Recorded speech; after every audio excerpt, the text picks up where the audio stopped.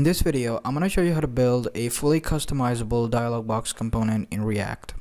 If you're new to React and want to learn how to build something practical in just 12 minutes, this video is for you. I will upload all the source code files on GitHub, and so after watching this video, you'll be able to add this to your own project and then customize it however you like. I'm going to start from an empty React project, and if I open my text editor, you can see that we have this app.js file. And this is what gets rendered when you go to this URL.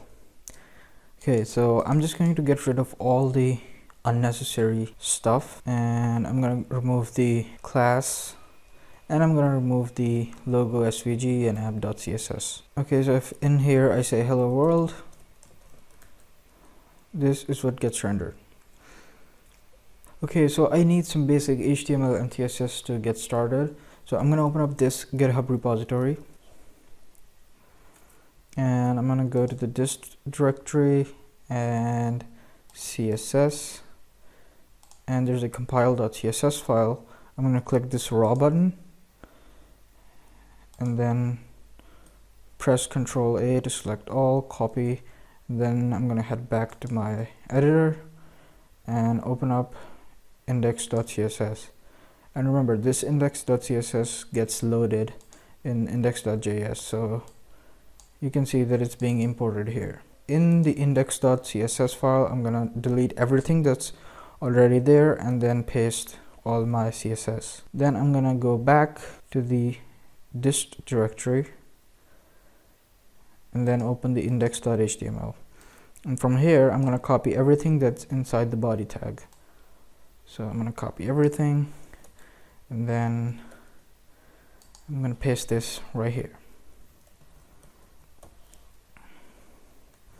Okay, so as soon as I paste everything, you can see that it all works, but if you open up the console, you can see that there's an error, and that's because React doesn't understand class. So we're gonna have to switch all the class to class name. And to do that, I like to use a tool. So I'm gonna go ahead and search HTML to JSX and open up this website.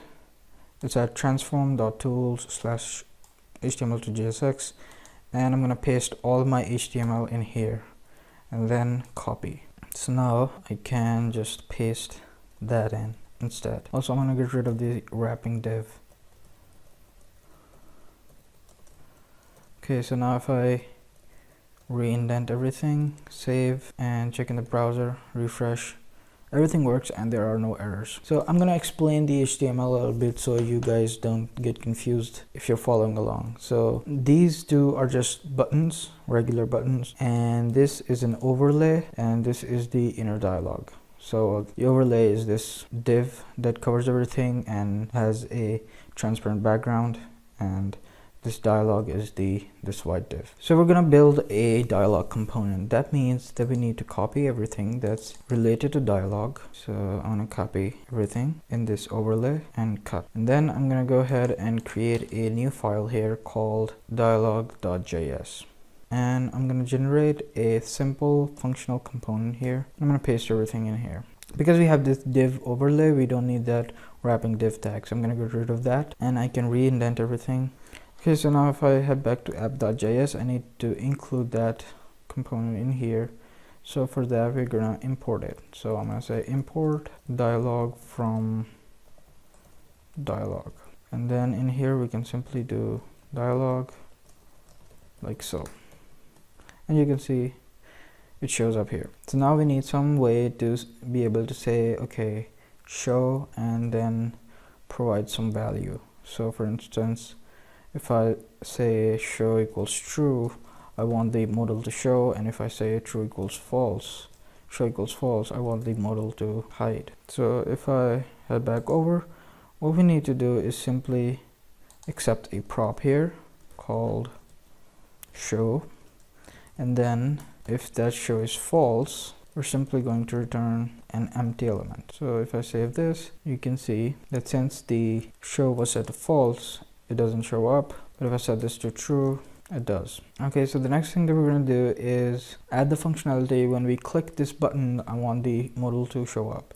So that would basically translate to creating a state variable, and to do that I'm going to import React and use state from React, and that will basically allow me to create a new state variable here in the functional component. So I'm just going to do use state show task dialog, and initially I'm going to set this to false, but if someone clicks this button, so we're going to say on click, I'm simply going to set show task dialog to true. Okay, if you save that, now instead of just hard coding this true, I can say show task dialog, and that will basically make it work. So if we click this button, the modal shows up. Okay, so the next thing that would be really nice would be to be able to customize the title and the description of the dialog. So we could just pass those values right here. So you can say title and description. So we can just say, let's use the same thing. So I'm gonna say delete a task. Are sure you want to delete this task.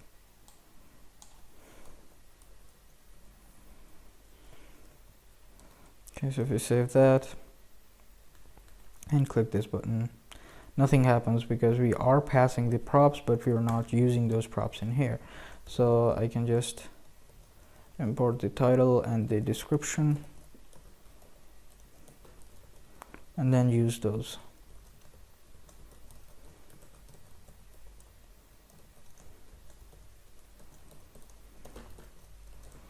So now everything is dynamic. So next I'm just going to put everything on its own line, so it's a little easier to read, just like so. Okay, so the next step is to be able to run a function when someone clicks this confirm button.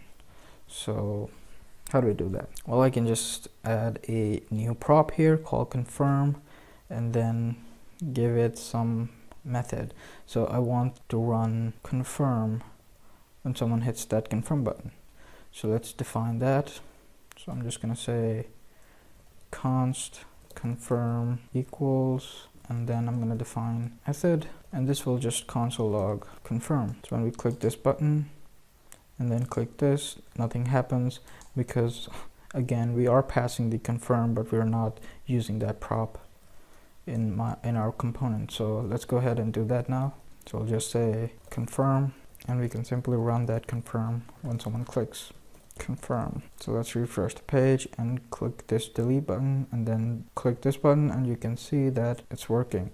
So when we click that button, confirm gets called. So now after we log that to the console, that would actually in your application translate to taking the action for which the confirmation was needed. So after the user clicks that, we log that to the console, and then finally we will set show task dialog to false.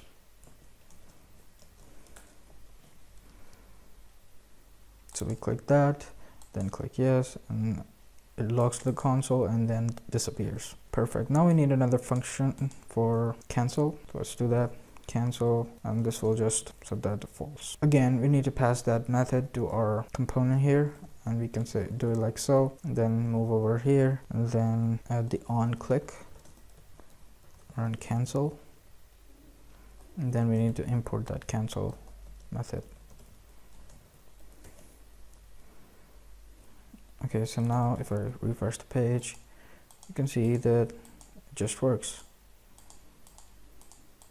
So now let's say that we want another dialog box when we click this button. Instead of asking us to delete the task, it should ask us to delete the user. So let's do that. Now that we've completed our component, it's going to be pretty simple. All we gotta do is copy everything and then paste. Then we can simply change the text.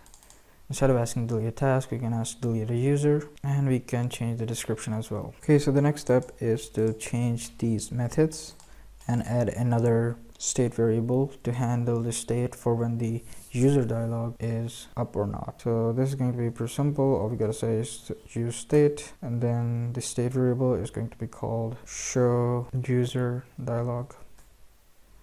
Then initially it'll be false, just like before, and then we can say confirm user, and instead of show task dialog, we say show user dialog to false. And we don't need to, actually we can create separate cancel methods, but instead what we're going to do is just duplicate this and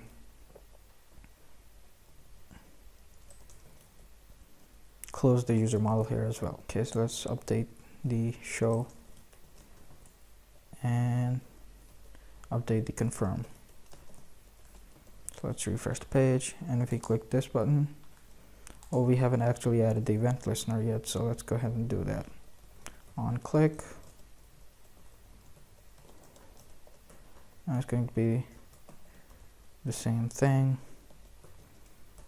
It will set show user dialog to true. Okay, so now if we click this, you can see that works,